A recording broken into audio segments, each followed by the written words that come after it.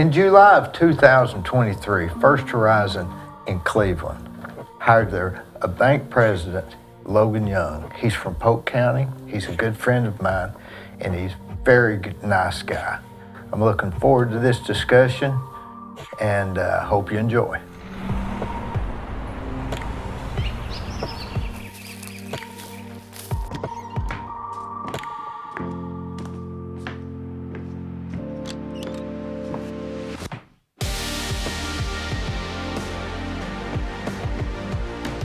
So Logan, I'm glad you came in today. Thanks for having me. I'm glad to be here. Is it wet, or I think we're finally getting the cold weather, aren't you? We are. It was dry for a while. We've had rain the past couple of weeks, but I've enjoyed it. I've got to spend a little bit of time at home with, got a young daughter, so our weekends when it rains are spent at home, and we've enjoyed it, so no complaints. What is she, like one now or 1.5? She's 17 months old. 17, I was right on You were close. You were close. Yeah, what's her name? Blakely. Blakely. Yeah. So, where'd that name come from? my wife came up with it. That's a question for her, so I just agreed to it. So it wasn't a relative or nothing, just... No, but what we did do, so my mom, her middle name is Kay, spelled K-A-Y. Haley's mom, her middle name is Kay as well, K-A-Y-E. So we did name Blakely, her middle name is Kay, and it's K-A-E, so we're gonna keep that going. But Blakely is not, that didn't come from anywhere, Haley came up with it.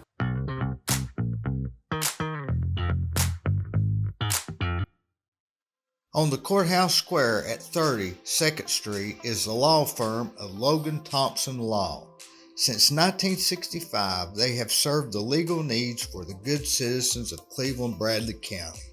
If you've got a problem, they're no problem. Give them a call.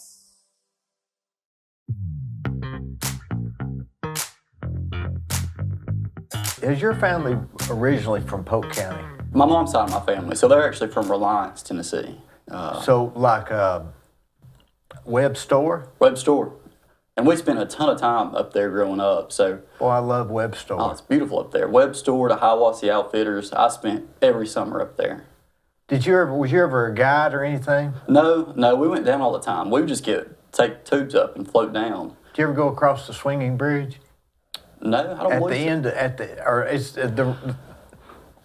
Go across Webb Store, yeah, and then go all the way up. That's actually where they put in, where Webb's and Hiawassee Outfitters, They put in very close there. I had been across that bridge. I call it the swinging That's bridge. Right. So we would take a lot of our summers, and we would go up to Hiawassee Outfitters, me and a few friends, and then we called it the trussel. We'd climb up on the trussel, sit until a train came or until we got hot and jump in, and then do it again. We spent a lot of summer days doing that. Boy, those type of days are you can't recreate them. You can't. And it was a great way to grow up. I hope that children now, my little girl as well, I hope that she gets to experience that. So, and we lived in Delano, in that area, and we didn't own a ton of land, but our house backed up to the Cherokee National Forest. So to us, we had the Cherokee National Forest, that was ours. The whole thing? The whole thing. To us it was. And so we spent our summers either going up and jumping off the trussel in the Hiawassee River and going up and floating down Devil Shoals, or we went out to the Cherokee National Forest and hiked and camped and rode our four-wheelers and just lived life. It was great. It's nice to be able to do it and not have to own the land, too. Oh, it's great. Yeah. I was looking on the Google Maps yesterday, something up around Polk County, and I saw the label Delano, and right below it said Wetmore. Is Wetmore a community? It is, and I should know more specifically where Wetmore is as compared to Delano. My understanding is that Delano is on one side of 411, and Wetmore is on the other. Wonder what the history of Wetmore is. I'm not sure. Have no idea. I'm not sure. I believe the first Polk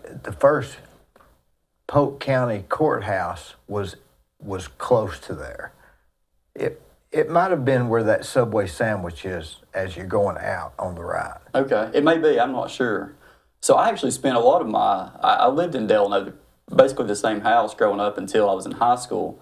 But I spent a lot of my time actually in the Etowah area. So my mom worked and retired from Etowah Utilities, And so up until I started sixth grade, I actually went to Etowah City School. So, and then I went to a basketball camp. Coach Lowry, Frankie Lowry, who's actually on the discussion. Yeah, he was. Yeah, Frank. Great guy. Great guy. He was my basketball coach. But prior to that, I really didn't know him. I went to this basketball camp between my 5th and 6th grade year. Frankie Lowry was there. I know him as Coach Lowry. But he recruited me. He said, hey, Logan, I know where you live. You've been coming here for a few years. Why don't you come to Chilhowie Middle School and play basketball for me? I said, let's do it. So that's how I ended up going to Polk County. Well, you were right in between. I was right in between. If it wasn't for your mother working in Etowah, you might have gone that way. That's right. So I spent a lot of time really in both communities.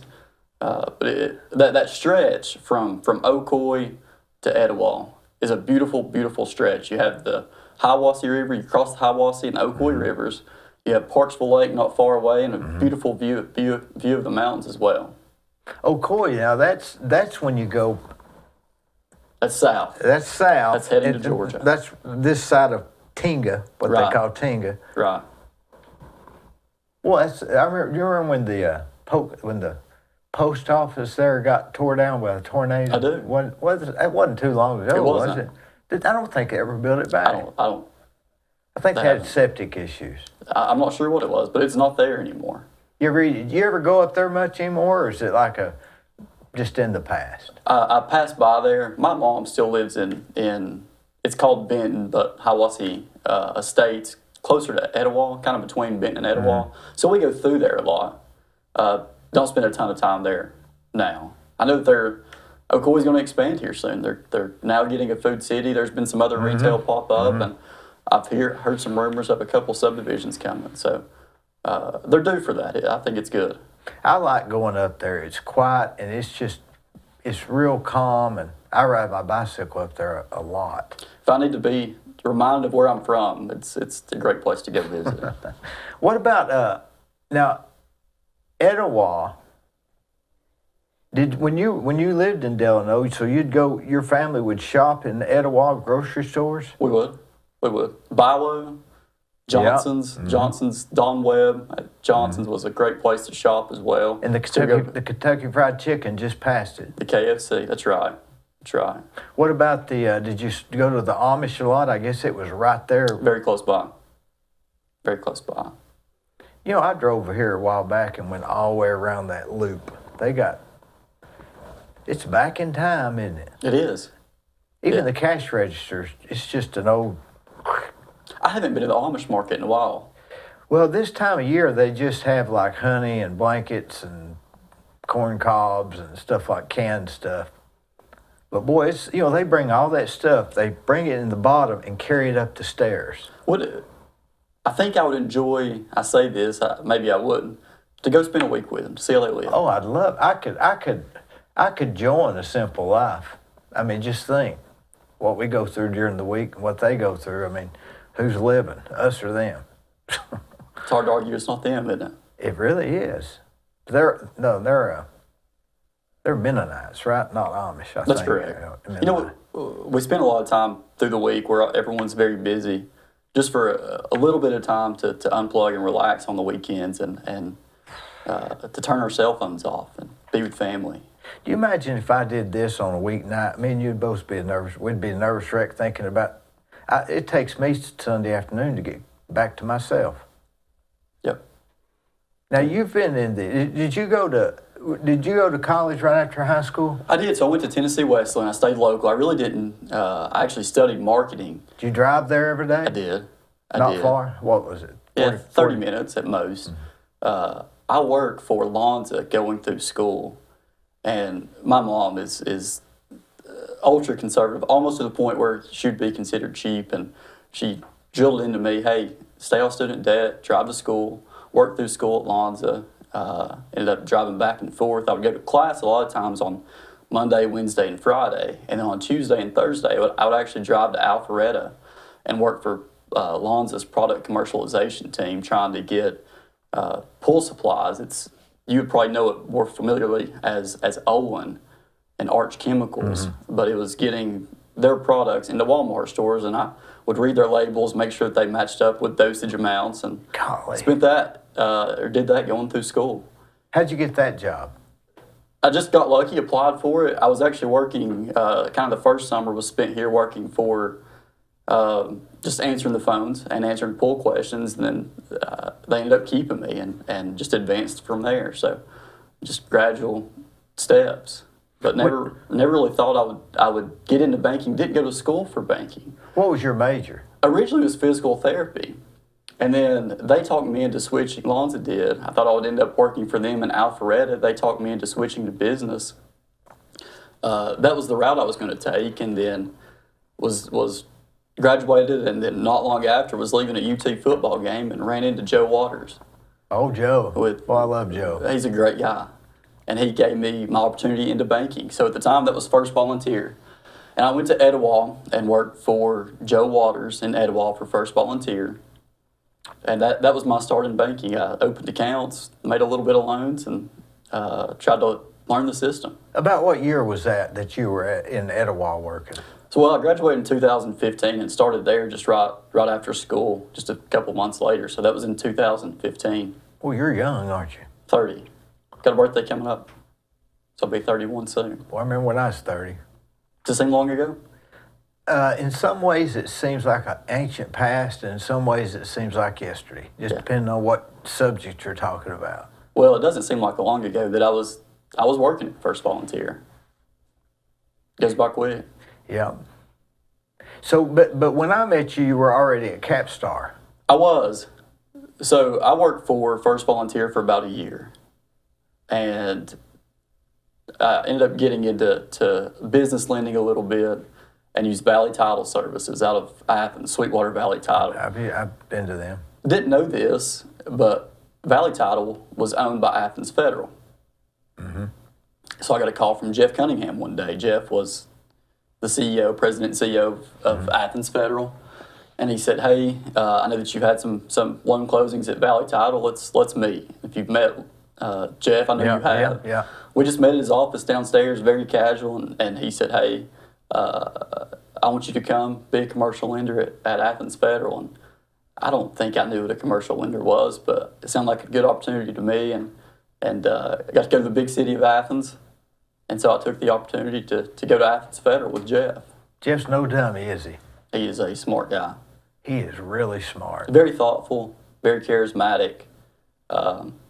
If he says something, you can figure he either knows it or he's thought it out for a pretty long time. Well, if he asks you a question, I found that out early.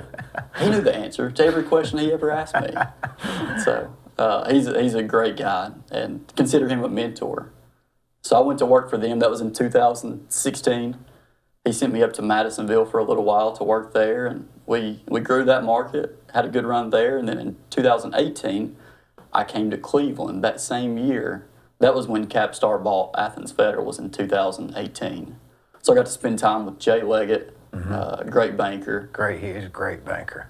He's now, after 2018, after the merger, he retired not long thereafter and went to Yale to study archaeology. So what a story, isn't it? It Him is. doing that. It is. I need to catch up with him and see how he's doing. But I do too. I know he's been on a few digs and did really well in banking. I think he's having a good second career as well, doing what he really enjoys. He was, that was odd for him to be because he was very successful in banking. He was. And then just to turn and do something totally different, and he'll be successful in that too. He will. He will. I was very fortunate that I got hired by Jeff, and then got the opportunity not long after to work with Jay. Getting to work and be around people like that just transcended my career.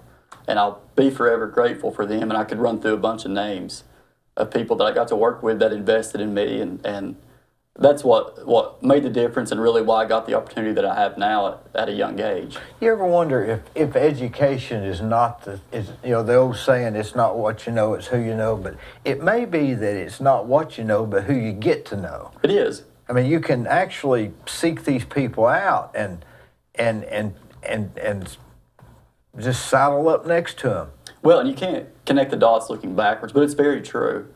And think back to high school, and I'll do the same, or college, and think about sitting in a room full of people. And let's say that you got to pick one person and for the rest of their career, you got 10% of their earnings, and you get 24 hours to think about this. Is it going to be the smartest person that you pick?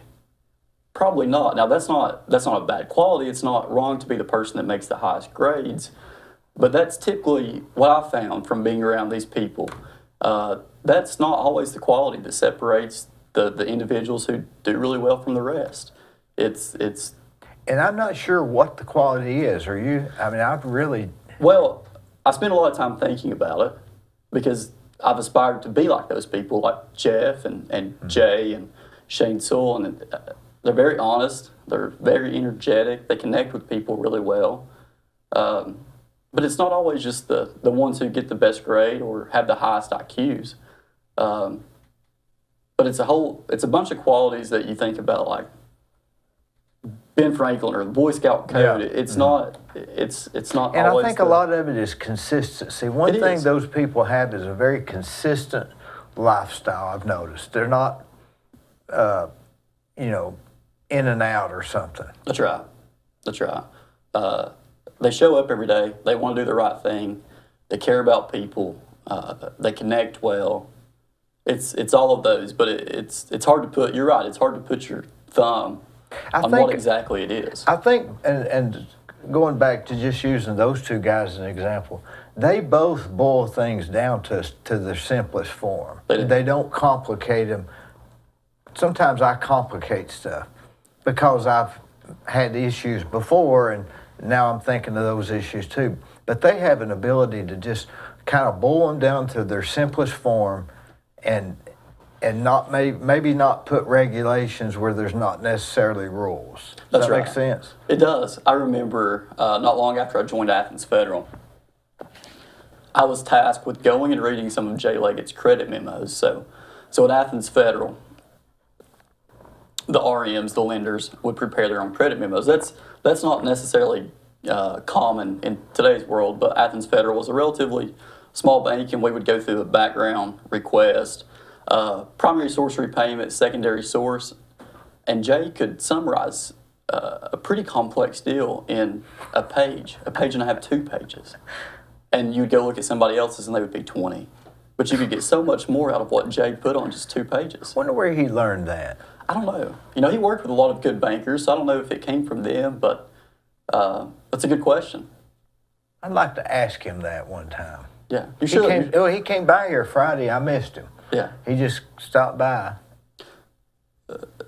He was, like I said, he was just one of those individuals that I was very fortunate to have the office beside of. Jeff, the same. I was fortunate to spend a lot of time with him.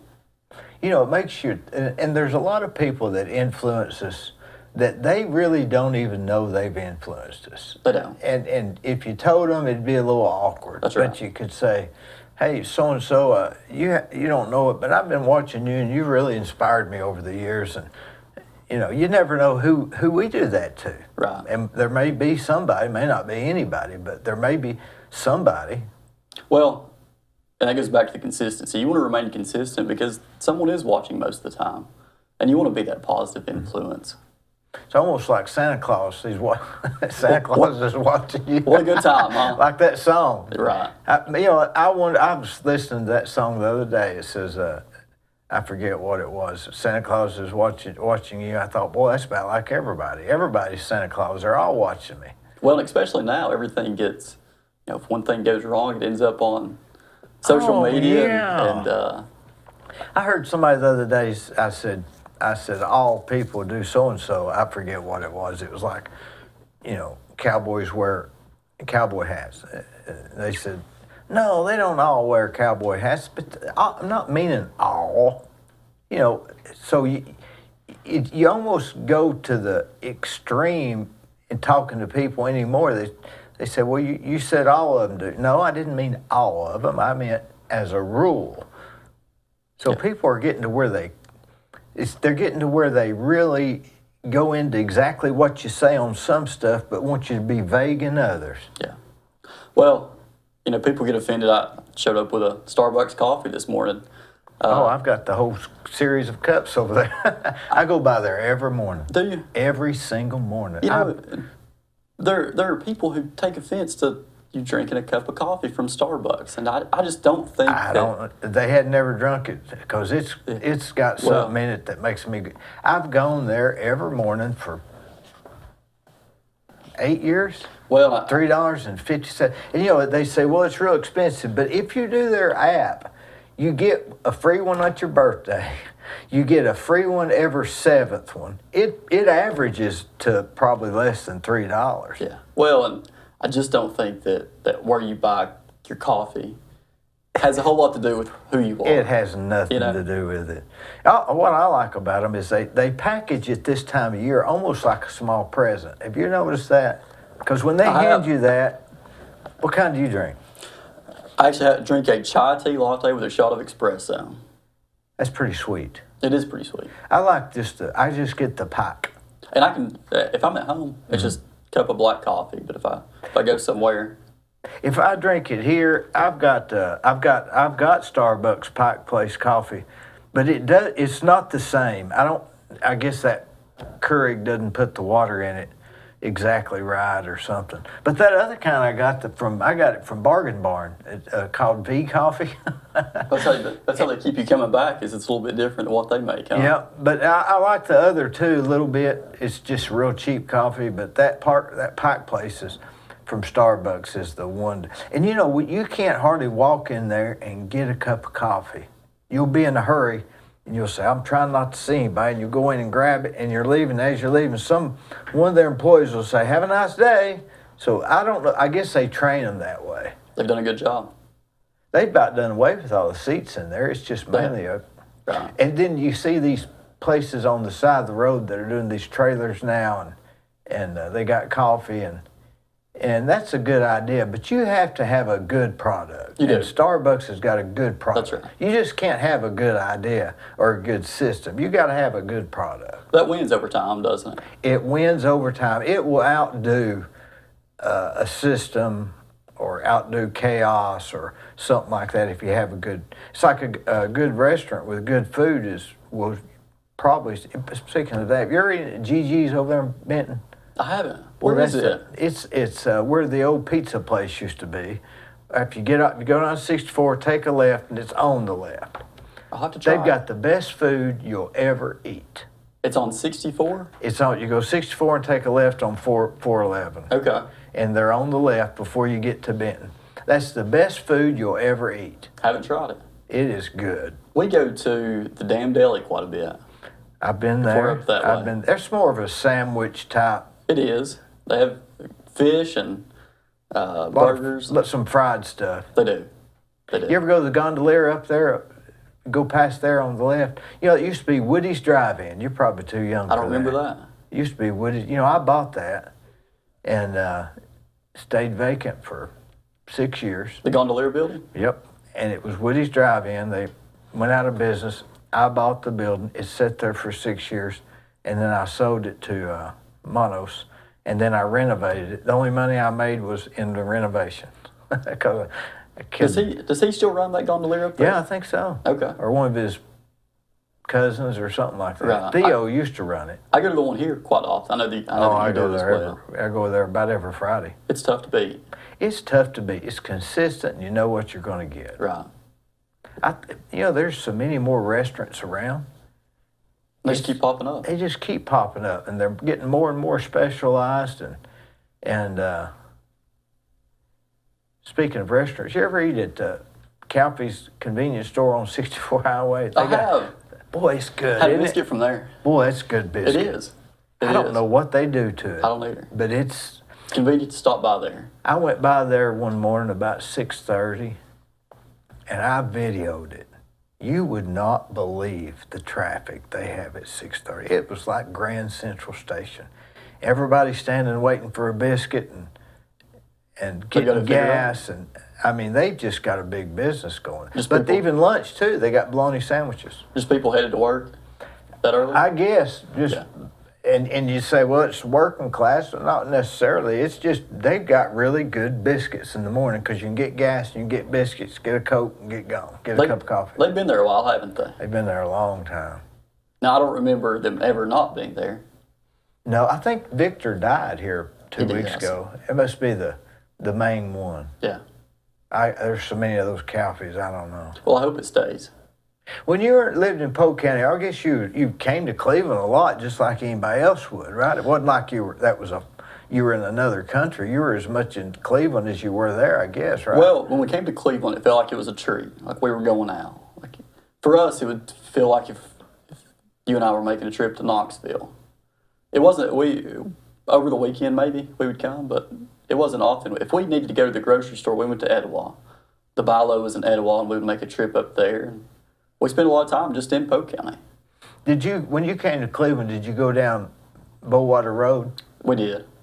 We did. What do they call that? The Bowater 500? That's right. Boy, they fly down that road. My goodness, they did. Golly. So my brother built, there used to be a caution light on Bowater Road. Now there's a Dollar General right there on the corner. Yep, right there at the four-way. So he built the chicken houses just right past those on the left as if you're headed towards Charleston. I know right where you're at. He built those, he lived across the road on the right. Lived there for a few years. He ended up moving. He lives now in Villa Rica, Georgia. But my goodness, people would fly by there. They will fly, and if you're not local, they'll give you a ticket. They will. They will. They'll give you a bigger ticket if you just keep going down the road to Calhoun. If you get to Calhoun, you're going to get a ticket. If you're going 40, mark it down. 37. Yeah. It's a shame, isn't it? It is. It is. When did the Hardys shut down right there? I don't know. I think they shut down because so many people were getting speeding tickets. I mean, that's the truth. You could not go there without. I had a guy that got a ticket for parking on the side of the road when he went into there, and he was on the parking lot side. I mean, it doesn't take a genius to figure out why the only restaurant in Calhoun went out of business. Because the police would sit right there and give you a ticket. They would. When you go across that, when you went right past there, you got a ticket if you're going 36. Yeah. It's a speed trap. Now that you're the president of Market First president for Cleveland. So we have 2 locations here in Cleveland. Now, that used to be, from a Cleveland person's standpoint, that used to be Cleveland Bank and Trust. No, First Horizon. Before that, it was First Tennessee. First Tennessee. Before that, it was Cleveland Bank and Trust. And I think before that, it might have been Cleveland National or something way back, because my grandmother, somebody used to work for Cleveland National, and it became Cleveland Bank and Trust, which was Max Everhart and Arthur McMurray, and I think Arthur McMurray. So Sam McReynolds. Sam McReynolds, yeah. Sam's still there. Oh, is he still there? He's still there. So he still comes in? Nearly every day. Does he wear socks anymore? Does he still wear no socks? I don't know. I'll find out tomorrow. Well, he won't be wearing socks. He's there almost every day. He'll come in and plays golf a couple times a week, but he's very regimented. And a great guy, another great mentor as well. Sure, yeah. Yeah. So is the banking business more complicated now than it was when you first started? It is. In this short amount of time, you've been loaning money for how long? 8 years. So it's changed in 8 years? A lot. Would it have changed a lot since even Jay left? Yes. Golly. And I haven't asked Jay this, but Jay's a smart guy. He might have seen that coming. And it changes too with the asset size of the institution you work for as well. So it changed a lot going from Athens Federal to Capstar. So Athens Federal is $440 million in total assets. Capstar now is $3 billion. Now they weren't that at the time of the merger, but they were a bigger bank. So it changes a lot when that happens, and then it changed from going from $3 billion to $80 billion. Well, First Horizon is. Who regulates that? Is it different? I mean, what makes the difference?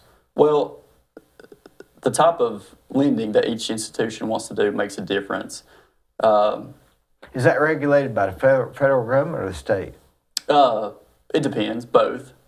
And you have internal regulators as well. Mm-hmm. But their risk appetite's different as well. So at Athens Federal, for instance, they didn't want to loan their balance sheet. So they didn't necessarily want to make loans to someone who wasn't typically a client of theirs. They didn't basically want someone borrowing their balance sheet.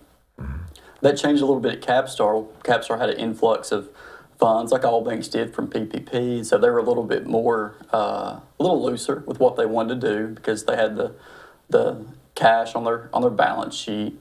And then things have tightened back up with quantitative tightening, money going out of the banking What is system. quantitative tightening? Can you So go into that?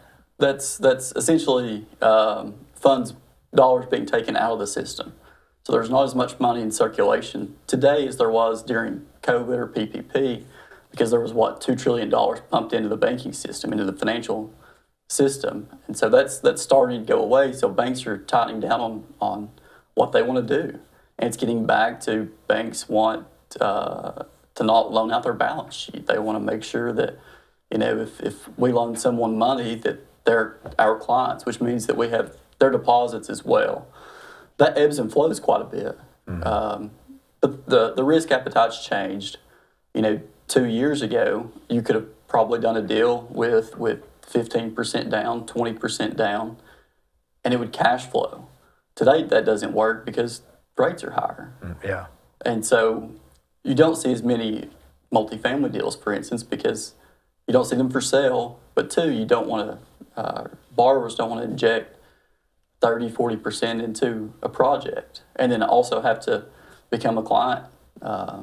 So it has changed quite a bit. And a lot of people don't just have cash laying around. That our whole system is based on leverage, I guess. It is. And they say, oh, well, you shouldn't leverage. Well, that's what the banks are doing. It's what the insurance company. If it's good for them, why isn't it good for me? Right. And people have made a lot of money with leverage. Everybody that taught me always taught leverage. That's right. They may have been wrong, but they were rich. There's something to So, that. I mean, the people that tried to save and pay for it as you go, they never got to the lengths that the people that were that really thought about leverage. Yeah. I agree. And that's Well, there's a lot of arguments to that, though, isn't there? A lot of people will see that in a different way. We'll have Dave Ramsey on. He'll argue. Dave Ramsey would argue that. He's done well. And he's got a lot of people out of debt. But there's, to his credit, his point, there's good debt and bad debt. And a lot of times consumer debt is bad debt. Yeah, and consumer debt would be like a car. A car, But then you go a credit card. But then you say, okay, I've got a car that, for instance, you buy a used car for 18, you buy a new one for 27. Well, the dealership's going to give you 72 months of whatever 4% or whatever it is now, but it's really it'll be really cheaper than the bank. And you're going to have a warranty and et cetera, et cetera. Or you buy a used one for 18, you got to pay for it now. Well, you pay for it now you're out of the cash. Right. Well, now you're out of the cash. Well, you can't fund your IRA. You can't pay your life insurance. You definitely can't invest. You can't invest. Now where are you at? You got the car paid for. That's a depreciating value.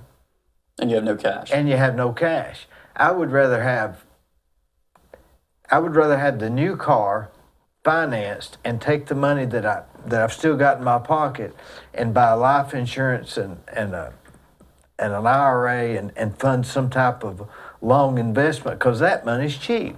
The problem is that you don't see a lot of people who are disciplined enough to take those funds and do that. They want to take it and use it on things that they'll go buy dinner 5 nights a week or whatever it may be, and that's okay. But you need to save as well. Yeah, that's true. That's true. Charlie Munger passed away not long ago. And What, 2 weeks ago or something? 2 weeks ago, Charlie's the vice chairman of Berkshire, was the vice chairman of Berkshire along with Warren Buffett, and his number one principle was to save more than, or to, goodness, I'm going to butcher this, to save more than you earn. I could be misspeaking there, but he wanted to make sure that everyone saved money. And you don't see that a lot. On my end, we see a lot of, especially younger people with student debt, with credit card debt, and it's really, it's tough to get ahead when that's the case. I remember when I was growing up, the big thing was that they would give what was that they had you'd get a savings bond. You don't see those anymore. You don't see, I don't even know if anybody would know what they are. Can you buy them? I should know that, but I don't think even you know. You remember on Andy Griffith when they found out Otis had a savings bond and the amount they owed him was like it would bankrupt the town or something. Remember that episode? I do. But I just wonder if I just thinking, I don't ever remember cashing any, but I remember always getting them. But it was like always $25 or $50, you know. I wonder what they'd cash in for now. I don't even know if I've got them. I don't even know. I have to think about somewhere. that. Haley, my wife, she ended up having one just a few weeks ago, and I can't remember what the dollar amount of the bond was or what the cash value was. But So she cashed it in? She's real smart. It's probably sitting at the house somewhere. She's probably more organized than me and you. Oh, she is. But that's not saying much on my end. So You're very organized. I figured that out. well, You wouldn't have gone as far as you did. But, you know, you mentioned that with that pull and the Olin, and you just kept moving up. That's no accident. Well, I've had really good people. I was raised well, and I've been fortunate. It was just these most gradual steps that it was never like this shock moment where it was like, oh wow, you know, you're the market president of a bank at a relatively young age. That didn't happen because I just had these gradual steps where I went to Athens Federal and got into commercial lending when I was 23, which is pretty young to do that. But I just had these great people around me where it didn't feel like I was really young because I always had them around for advice and they pointed me in the right direction. And then I came to Cleveland and did some bigger deals here. But it was okay because I had Jay there. And then Jay left, and so I had a little bit more market responsibility at that point. But it was very gradual because I got to work with Jay and see how he did things. So it worked out, but there was never a moment where it felt like it was too much or that I was the young guy in the room. You seem like the kind of guy to me that would take advice and take directions and try to take it to heart. Well, I do, and this is a little bit different, right? Because here I'm speaking more. Usually I listen a lot more than what I speak, and that's paid dividends, I think. Mm-hmm. Let me ask you this: do you think that that if the banking has changed in the last 8 years, you know, to where, using Jay as an example, it would be different now than he did, and then Jay would say the same thing about the person that hired him. Where's it going to go? I mean, I see now where X, or formerly known as Twitter, is going to be starting to do banking apps. Well, 20 years ago, would it have been crazy to pick up your phone and order a cup of coffee? 20 years ago, if you picked up your phone to order a cup of coffee, they would have sent you in a straitjacket because why would you spend that? Coffee's free at Cleveland Plywood and all these other places. But that's how it's changed. But if you or I wanted to, we could order a cup of coffee. We could have a pizza here in 30 minutes. 20. From an app on it without talking to anyone. Without talking to anyone. And so it's got to be headed that direction. It has to be. It has to be. Why would we think it's not? So I think there's still a need for a banker to sit down and have a conversation with a borrower. But a lot of people my age, they don't want to come into a bank. They don't want to talk to the gentleman there. They prefer just to get on their phone and send everything in and wait. I don't know if my kids will even know what a check is. I don't even know if they could write a check because they would do it on their phone or a debit card or. Yeah, checks are almost antiquated. I mean, I'm still writing out the checks in long forms. I mean, that's even kind of odd. There's a lot of bigger companies that don't do that. can get through it with ACH and going online to make payments. And You know, I've got this guy that owes me $500 from Chattanooga, and so they called him and said, "Hey, when you going? Can you pay?" And he said, "Yeah, I would, but I don't have any checks." This is a guy that owns more than me and you. He's no fly by night guy. This guy owns tons of stuff in Chattanooga, and he has no checking account. He can't mail me a check. He's asked if we were on Venmo, something like that, and then he asked if we had something else. We didn't have that, nothing else. So I mean, he doesn't have a way to pay me. well, we get a lot. We have some short-term rental properties, and if someone doesn't book through our online platform, it's Venmo exclusively. What is Venmo? I don't even know what it is. It's if you bought me a cup of coffee, and I was going to pay you for that, I could send it to you through Venmo, then you could just transfer it to your bank. But when does it become green dollars? Well, when you transfer it to your bank, and then you can go to your bank and Cash it. withdraw it as cash. Will Venmo give me cash? No, So there's basically just it's just a platform. they're a spreadsheet. They're a spreadsheet. It's a platform where you can transfer money from individual to individual or individual to business. It's Rather than a check. rather than a check. You know what I'm always afraid of that is not remembering to take the deduction. So say you bought a piece of equipment for a job you're doing, and it's $200, and they send it to Venmo or PayPal or whatever. It goes into my account. There's no paper trail. There's no paper trail. Now, where does the IRS know? When do I write it off? You say, well, it's just $200. Don't worry about writing it off. You can't have that attitude. You'll go broke. You have to say, that's a deduction. One thing is I've got to get reimbursed from the job, plus we've got to deduct it. So, I mean, it's $200 deductible item off taxes is worth, $60, $40 to $60. That's a good question. Now, I guess you could remember. But if you have a few of those add up during the day, and during the week, and during the month. Next thing you know, it's $5,000. So will there always be a place for a check, or a local banker? I sure hope so. You got to figure there is. You're right. But banks are getting more and more creative and figuring out ways to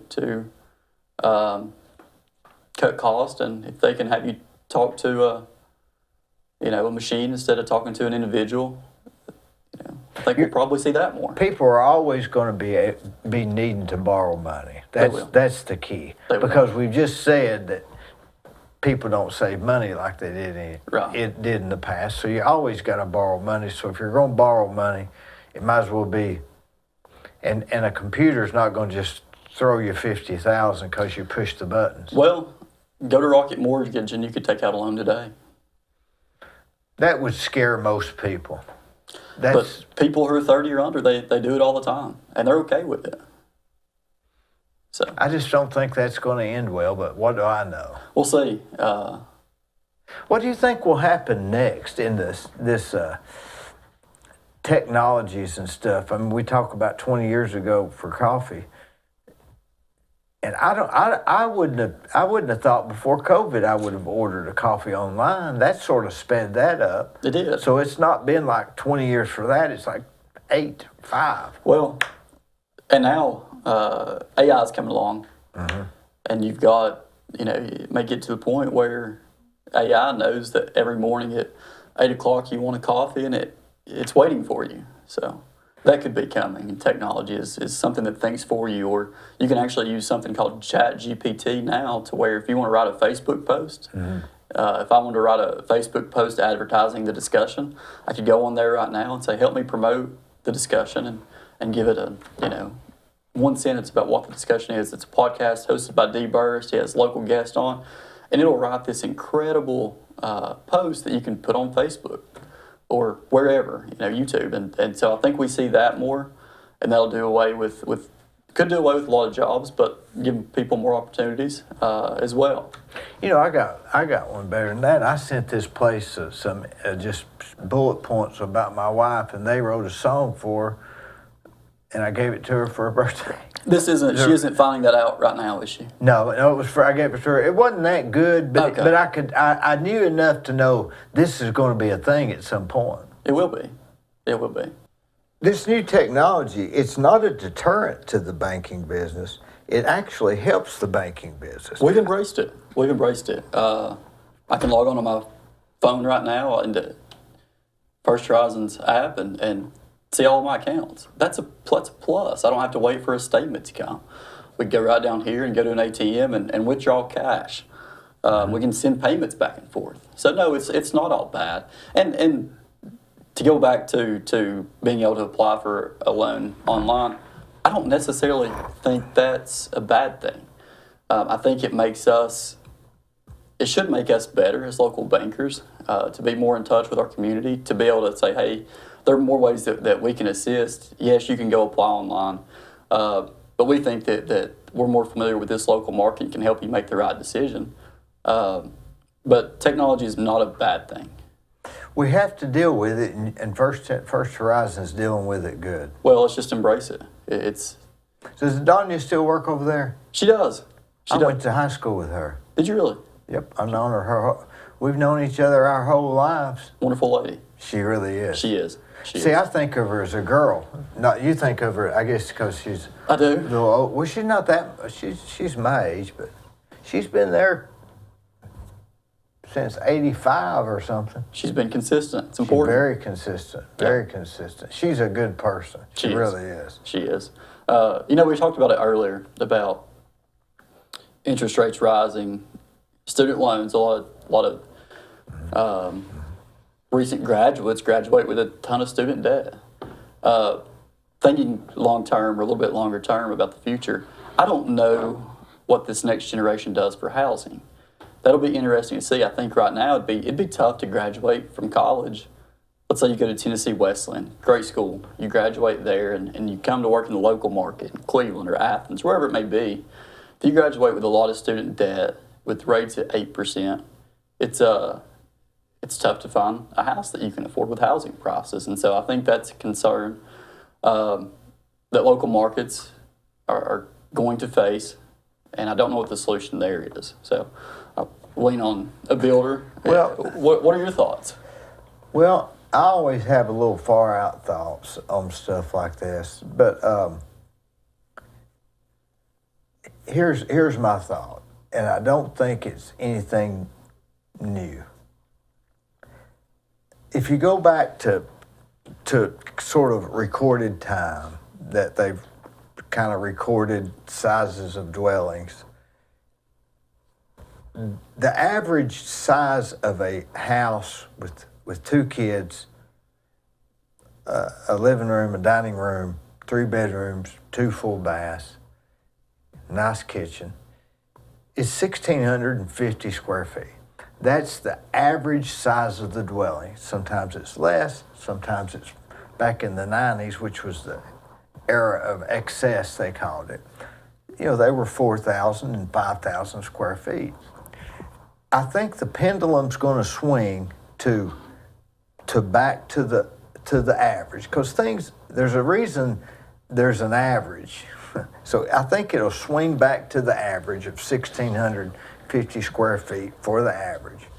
Now, if you take that average and you take out the dining room, which is not, people do not have a hutch with china that their grandmother have and a place for 8 people to sit. So you could almost take the square footage of that out. And if you take the square footage of stairs out, because stairs will eat up 400 square feet, because you can't live in the stairs and it's going up and down. So when you do all of that, I think it's going to make the average house size back to 1,200 square feet. I know that sounds crazy, but it's not. It's going to happen. Because this new generation is... Well, It is my generation. I'm close to that. I'm not too far removed. You're not too far. From 22, 23 to but you're, to understand it. But you're slightly more mature or responsible. So I'm saying it's anywhere from 25 to 35. They are smart enough not to do like our generation, in my opinion. I could be well. I wrong. hope that's the case. But I think my generation it was all about how big a house you can get, and can you get a swimming pool and a bonus room for a pool table, and where we're going to have the weddings and all this other stuff. And it was the race to get 3 and 4 and 5,000 square foot houses. We put them on 30-year mortgages, and I think that this new generation is smarter than we were. And I think they're smart enough to say, this is what we need to be comfortable and safe, and I'm not going to work 8 months out of the year to live in something bigger. I want to live in something that's safe, efficient, and practical, and I'm going to take some really nice trips and take some really nice pictures and create some really nice memories. And that's different than my generation. It was all about how big of a house can you get to show up your friend. And here's another issue. You can take a house built in 1978 and you can go in there and you can look at their electric bill, and it'll be $280, $320 here in January. And you can go to a house the same size that's built in the last 5 years, and the electric bill will be $120. So we have to get these houses. These houses are more efficient now. They are. And so you can't spend another $200 a month just on a light in the bedroom. Right. Well, I mentioned earlier, we have one daughter. We live comfortably in 1,200 square feet of our house that we have. That goes back to my point. We live in we have a dining room table that we set out for Thanksgiving, and we'll sit it again for Christmas, and then we'll see it again next Thanksgiving, and next Christmas. Right. Between now and then, you're watching TV of the evening. That's it. And we're sleeping in our bedroom. But we, this generation, we do want to spend more on experiences, on going places and experiences. That's a good word for it. That's a good word for it. But what did I say? For it? But I'm showing my raisin. Well, and then going back to your point about saving money, hopefully the idea is you live in a home that you can afford comfortably. You get to pay for experiences and go see places and live a joyful life, and then you also get to save money so that you can retire and. If you live in a 1,200, 1,400 square foot house and your electric bill's $120 a month, you don't need that much savings. Do you lose any joy living in that house versus living in a bigger one? I think it's more joy. I think this new generation has figured out that less is more. I think so. And I think we just kept climbing the ladder, and it was just a product of our upbringing too. So it wasn't wrong at the time. It's just that I think that people are not going to strive to work so hard for a front porch. And that's basically what it is. And I think that what we're going to have is, there's a company out of Canada. I bought some stock in it actually. And they make these prefab, it's called a boxable. And they make these little compartments. It's just a modern version of the mobile home, but they've got it down to a science. They've got like 68 patents, and the electricity's low. All you got to do is have the foundation, and it's going to. I think that's what's going to happen next. I think that 10 years from now, if you have a 4,500 square foot house and you put a for sale sign up, I'm not sure the 1,500 square foot house is going to will bring more money because, you know, you just can't afford the utilities and the property tax and, you know. Not only can you not, you don't want to. You just don't want to. You don't want to. They, you know, if you go up to, speaking of, you ever go up to, is it Von Orr and go up like you're going to, what's that, the Devil's? The Dragon's Tail? The Dragon's Tail, yeah. You ever go up there and go, what's that, is it Bald River Falls or Fall River? Well, that's Bald River Falls is up in Tellico.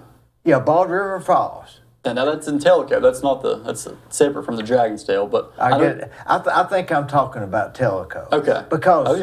Because Bald River Falls, it's right before you get to that. I guess it's a rafting company or convenience store or something. Yeah. You go up there tomorrow on a Monday at 3:00. You can't get in. People are wanting to have experiences. They're wanting to enjoy life. And I think because of 09's, 08 and 09's bad economy, and then you had 20 and 21's bad stay at home and all that stuff, I think people are wanting to get out. I mean, how are you going? I remember years ago, I know I'm rambling, but I was at the office one Sunday and I thought, boy, if I ever get rich, I'm going to take off Sundays. And I had just had enough. So I just left the office and drove to Harrison Bay. And I got down there and there were people in old cars with $20 fishing rods and a bag of hot dog buns, and they were having more fun. They're having a great time. So it doesn't matter how much money you can enjoy things without spending money. If you don't believe me, go to Bald River Falls tomorrow at 3:00. It's packed. That's right. It will be. It will be. Hey, have you ever gone past there all the way up to the water tower? If you go all the way to the end, there's a water tower. I don't think I've been up to the fish hatchery. But isn't there a community there that never did sell out to the Cherokee National Forest? It's called Green Cove. Green Cove. Green Cove. Yeah, you can go up there and stay. They never did. They never did sell out to the Cherokee National Forest. It's a neat place. It's been significantly remodeled over the past few years, and I think Ed Lewis used to own a cabin up there. Perry Philpott. He's a farmer out of Inglewood. He and his family run it. And they've done, to my understanding, really well with it. Well, do they own the whole thing, or what? Is it separate owners? How's that work? I'm not sure. I don't know if they own the land and there's a lease to the cabins on it, or if they own it all. But I know they have some rental places up there, and they stay full. I know that I've rode my bicycle several times all the way up to the water tower, and when you come back down, you can stop at this place that has those real sour dill pickles. Not sour, dill pickles. Well, that's good after you've been sweating. Whew, I don't know. They got those real big ones. During this time of the year, and even a little bit later on in the year, we have in the past gone up, you don't get off at Bald River Falls, but keep going up to North Carolina. And you don't take the right, you keep going straight. Keep going.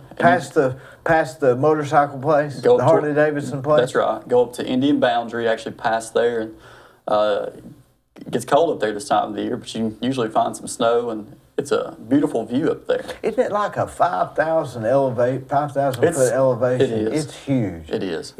Now, that's not the Dragon Tail. No. But if you keep going there, don't you end up in Cherokee, North Carolina? You do. Are you at the casino?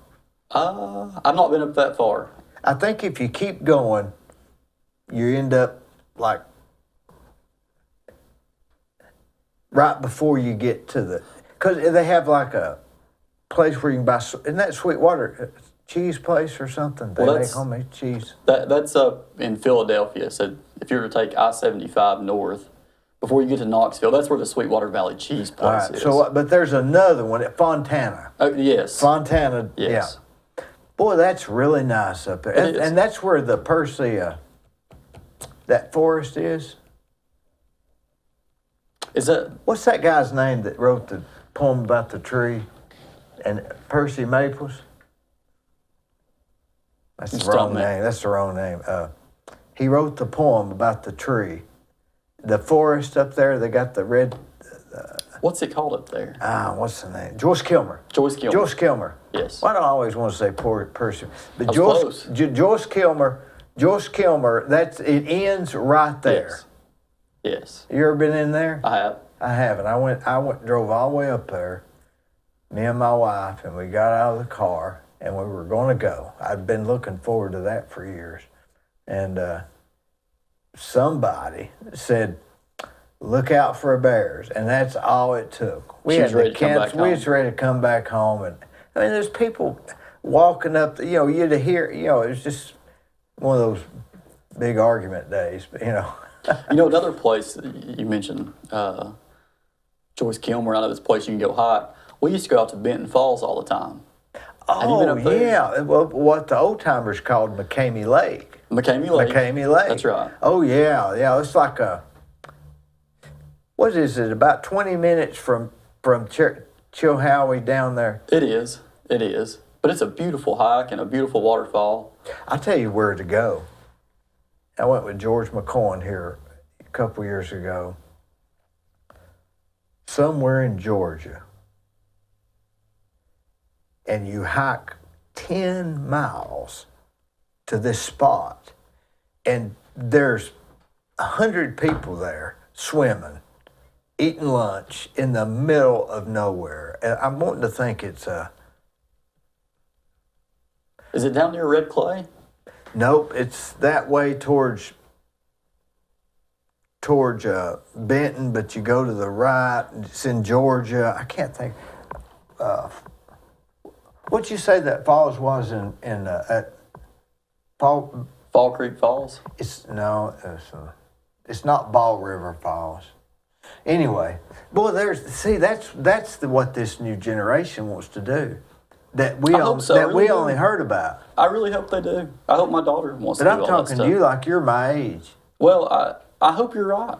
I do. I hope that my daughter wants to get out and experience things and that the generation upcoming does.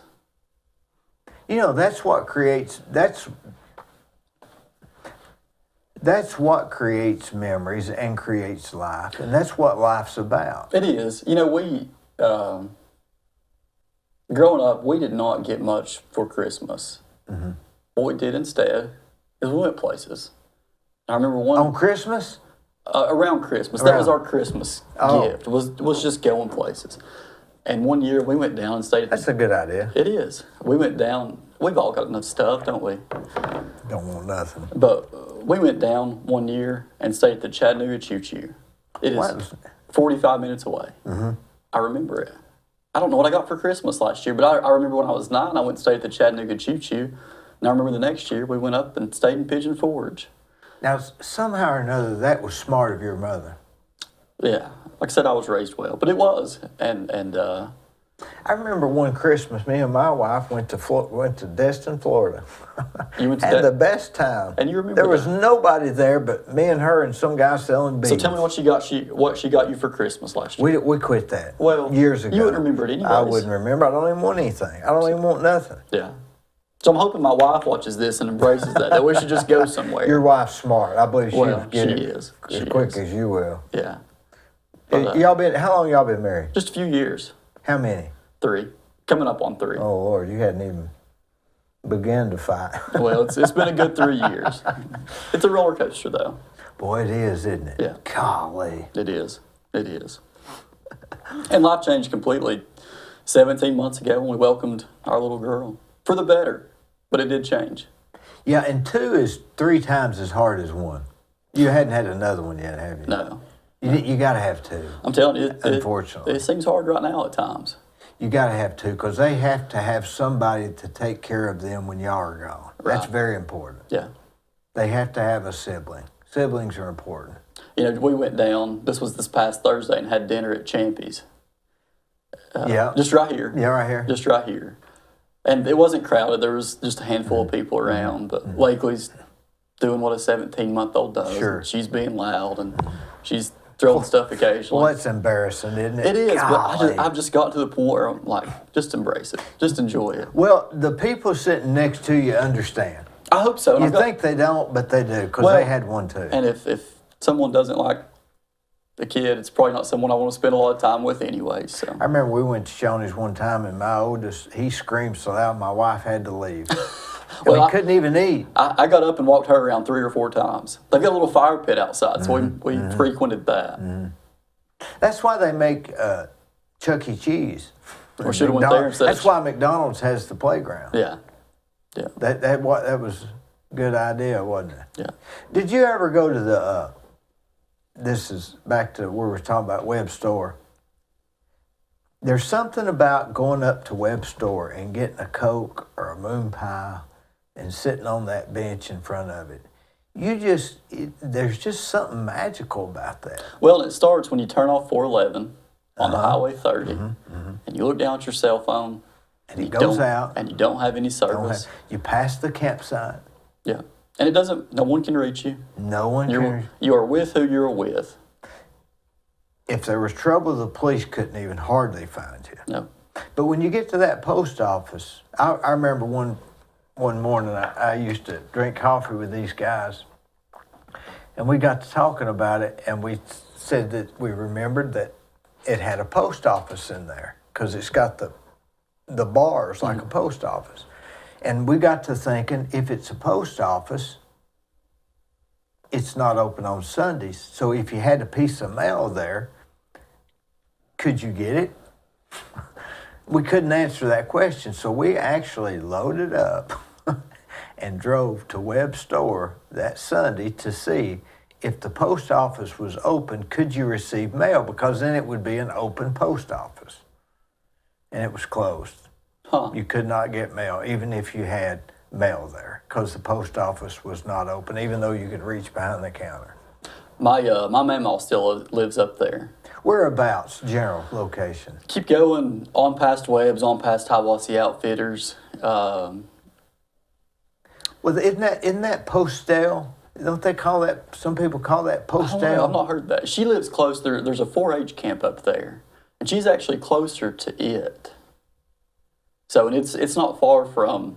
She's probably. She kind of on the very top of the hill. She's not far. Yes, she's not far from Parksville Road. Okay, so there's a isn't there like a funeral home midway there, or a funeral? There's the Elks Lodge. There's a Greasy Creek Baptist Church. Greasy Creek, yeah, Greasy- on the left, and then there's that place that used that 2-story convenience store on the left, which Yes. is Greasy Creek. Yes. They yeah. used to play foosball in there Yeah. years ago, before you too. But yeah, I think when you pass Web Store and pass the Outfitters on the left, it used to be on the maps. It's called Postal, and then you go across the mountain, you go on top of the hill. So, do you ever go see her? I do. Well, that's so pretty up there. It isn't is. God, it's so It pretty. is. Yeah, it's a good way to unwind. What's her address? Would Goodness, I it don't- be a Parksville, or because a lot of that's Parksville? It's a Reliance address. I Wonder how that got their name, Reliance. I don't know. It had to be something. You know, if you go to Reliance and to the Web Store and you go across and you go up to the right, you wind all the way back up to where you get to Turtletown. I mean, it's just a bunch of nothing. You know, I need to find this out. I don't know how. You know, my mom was raised up there. My grandmother still lives up there. How do you? I need to find this out. I don't know how you end up there. That's, well, I tell It you is how, a long ways well, out. I tell you how they did, I think. I'm guessing. But most people from around here that were here, that their old families were here, were from Greasy Creek. They were from there. All the Reimers, I think the Joneses, they were all from Greasy Creek. And then I think the reason was, I'm drawing a blank. It might have been timber cutting or something. There was a reason. It was sort of an industrial type area. A lot of people came there. And then a lot of people from there migrated to down the mountain to What? the stove founders. Okay. Because the ones that, all the stove people here that started the stove foundries were from Greasy Creek, and they came to Greasy Creek because of, well, we need to get that more definite, don't you? Yeah, Well, how about McKimsey Highway? Have you ever been down it? I have. All the way, the whole way? I would think so. Yeah. I mean, did you end up at Turtletown? Yeah. Was it real dangerous? It's been a while.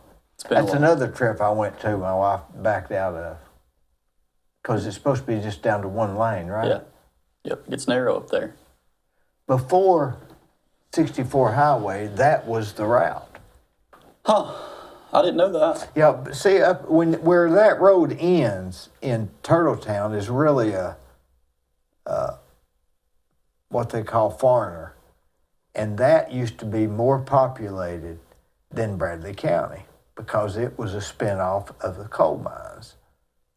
So things change. And you don't.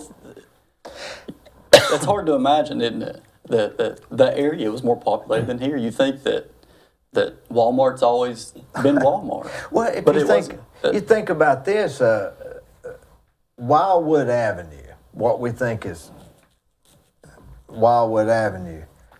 Well, they used to have one of the largest RV parks in the world. Wow. It's still an old mobile home site, but that used to be the main road, water level highway. So things change. Even right now, if you get off at exit 25, see, me and you think that's 25th Street. Mm-hmm. But if you're not familiar with that area, it probably looks a little run down to you. But not to us. In our memory, it's, you know, McDonald's and Chalet and all that stuff. So, Well, think about Walmart. Walmart, they're huge, right? Mm-hmm. You know, that was, I think they were started in 1960.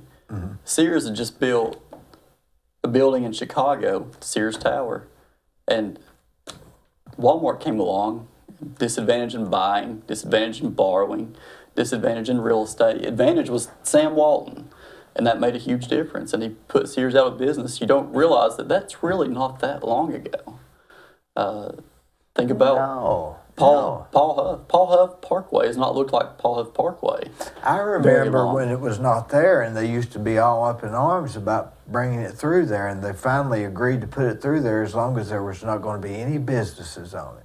What about Now that? look at how long did that last? There's a couple businesses there now. I remember, I remember when Mouse Creek Road passed, Little Buddy's past Mr. Zip was gravel.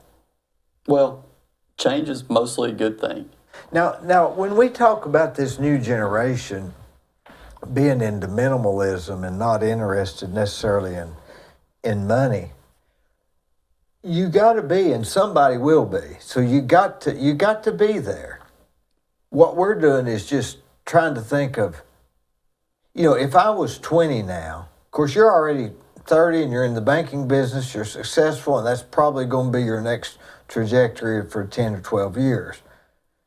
But if you're 20, what are you going to get into? You have to, there's somebody 22 years old that's thinking about something that's going to make millions of dollars, and we don't even know what that is. And it's going to be not necessarily Walmart, but it's going to be the next Walmart or the next Facebook. Or the next, Bill Gates or Elon Musk. I think you can study that stuff and read about it and probably stay abreast to see what's going to happen if you don't just cover your head. Well, and I'm a people person. I like people and connecting. And what I've found interesting is to look at the quality. I talked about it earlier. The quality of those people, or what makes them become those people. What are their characteristics that make those people be successful? Yeah. So think about this. To that, with the Bill Gates, the Jay Liggett's, the Jeff Cunninghams, these people that we mentioned, if they were born in the 30s or the 40s or 3000, whatever, my guess is they would still be successful people. They would be. Maybe not doing the same thing. No, I almost think that's irrelevant. Does that make sense? In a sense? They're just high quality people. But what led to that? Maybe the money finds them. Yeah. Think about that. They're high quality people who were intentional, high character, high energy. My friend Gene Officer used to call it people of principle. I guess that was his way of putting it, the exact same thing as you're saying. They don't cut corners. But making money and becoming rich is very important, and that's what everybody needs to try to do, and that's what keeps this thing going that we call America. Is people are trying to get ahead, and that's the whole idea of capitalism, and we've got to have it, man. Well, we do. But I'll tell you, I never took. I actually, when I graduated from college, I told you I ran into Joe Waters. I had 2 other offers. I turned them down because in each instance, when I went from doing what I was doing to going into banking, I went to work for people that I looked up to, or for institutions that I looked up to. And each time when I went from First Volunteer to Athens Federal, I got to spend time with Jeff, and I looked up to him, and I looked up to the institution that he had helped build. Actually, a couple times, I mean, when I went to First Volunteer, I took less money doing that. But I wanted to work with people that I could learn from. And that paid huge dividends. So, yes, making money is important, but working for people that you look up to, that you can spend time with and learn from, man, that helps to set you up. It reminds me of something my friend Toby McKenzie told me. I guess you didn't know him, but he was worth a lot of money and did real well. He told me one time, I asked him, I said, Toby, how do you hire such good people? And he said, well, I tell you, I hire people that are successful from where they come from, not successful where they're at. And I thought, boy, that's just too smart. That's just genius, isn't it? It is. It is. Yeah. But it'll transcend your career if you can work with people that Jeff would never tell you he was the smartest guy in the room. Mm-hmm. Jeff was a lot of times the smartest guy in the room, and I got to be around him. Mm-hmm.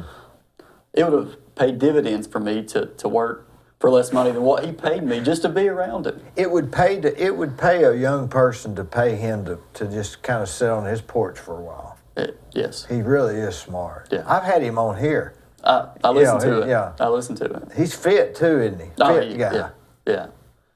So connecting with people like that makes a big difference. Connections is a big thing. They say you're 6 people away from everybody in the world. You ever heard of that theory? Well, I don't know. 6 degrees of separation or something. Right. But it's hard to get them. I don't know if we could get connected to. Well, banking's that way. I mean, it's if I want to do a deal for, name a company, the way that I can get into the door of that company is to find somebody that knows that company, or find somebody that finds somebody. Because if I just go knock on their door, they've got. Is that what you actively try to do? I do, yeah. And is that for what reason? For what end? Well, I mean, my goal now is to build market share in Cleveland. So I do that through networking, through banking more businesses than what we do now. That's actively what you try to do. And a lot of it, that's why they hired you. That's why they hired me. But you know this. I mean, because I've done deals for people that weren't your deals, that you just call me because you think I'm a decent guy and seem to like me enough. Yeah. And we've been able to connect, but that's how it works. Biggest thing I've heard about everybody says about you is you're very they say you're very calm. Very, very, very calm. And what's the other word? I don't know. You seem to be confident in what you're doing and what you say you can do for them. Does that make sense? Well, and I always try to follow through on that. Well, evidently you do, because you didn't get there 30 years old. It's been good, but this community's been good to me as well. Banking is an interesting industry. I don't know what else I would be doing. I'm fortunate to be in it. What about Joe? Isn't that something, just meeting Joe Waters that day? What was he doing? We were leaving a UT football game and just ran into him. I went to a UT football game with him. What about that? I stayed in a skybox with him. I don't watch football, but somebody invited me, so me and him ended up outside eating ice cream sandwiches. Just ran into him one day, and that's how. Boy, he's a great guy, He isn't is. he? I mean, he's just a great guy. He is.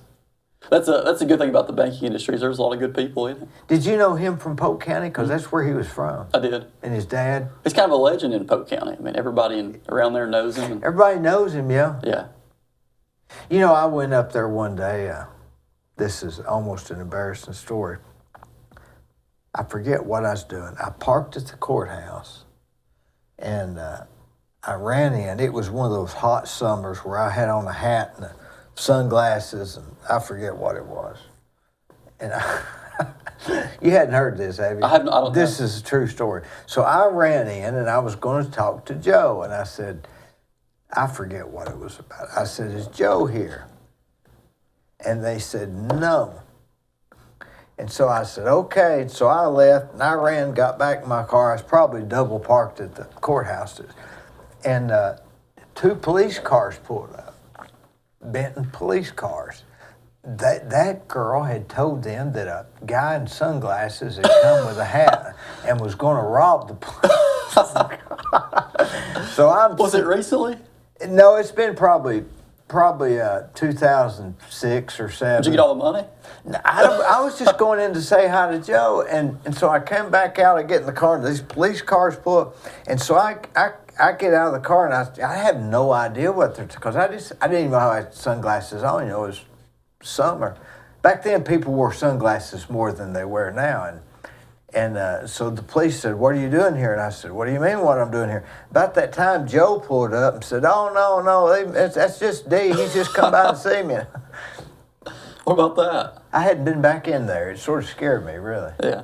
But you could get shot that way. You know, they changed names. I've said First Volunteer. That is now Builtwell Bank. Builtwell. It used to be, Builtwell. was it Simply Bank there for a while? Well, there is a Simply Bank that But actually. it was Builtwell, yeah. No, that's 2 separate banks. Okay. They just Builtwell is First Volunteer. Brad Sedgwick. Yes. Brad Sedgwick. That's First Volunteer. So Yeah. Simply Bank, just recently, I'm speaking out of turn, it's public. Simply Bank just announced that they were selling, along with Capstar. Capstar Bank announced that they were selling. That was like a merger of equals, I think, right? Or 1.3 EBITDA or something like that. They're 2 different sales. I think actually the acquiring banks are kind of out of the same area, but they're not going to the same place, no. Logan, I tell you what, I enjoyed working with you at Capstar, and of course I enjoy working with you at First Volunteer. First Horizon. First Horizon, I always call First Horizon. It's all right. And they're a good bank. They've been here for a long time. They got Adonia. They got you. They got good locations. They're just no problem. And I'm sure that y'all have got some reasons for thinking that the future in Cleveland is going to be around here a while, right? Well, in the banking business. I think one of the reasons I got the opportunity as I do now is they saw and knew that I want to do this for a long time in this community. And that's the plan. I mean, I'm 30 and I really do. I think I'll retire from this position at this bank, ideally. And yeah, it's been great. I'll tell you one of the things that I've enjoyed about banking the most, and I would say not enjoyed, but enjoyed the most, is the relationships that I've been able to build with the people that I work with, you included. I mean, I consider you a friend, and you're one of the people like Jay and Jeff that I've got to learn from. And outside of banking, I've got into real estate investing because of you and people like you. So I mean that. I've enjoyed our relationship and look forward to it continuing, not only at the bank, but at a personal level as well. I've enjoyed this too. Well, I tell you what, any bank that's smart enough to hire you is good for me. Hey, take care. Thank you, buddy. Yeah, thank you.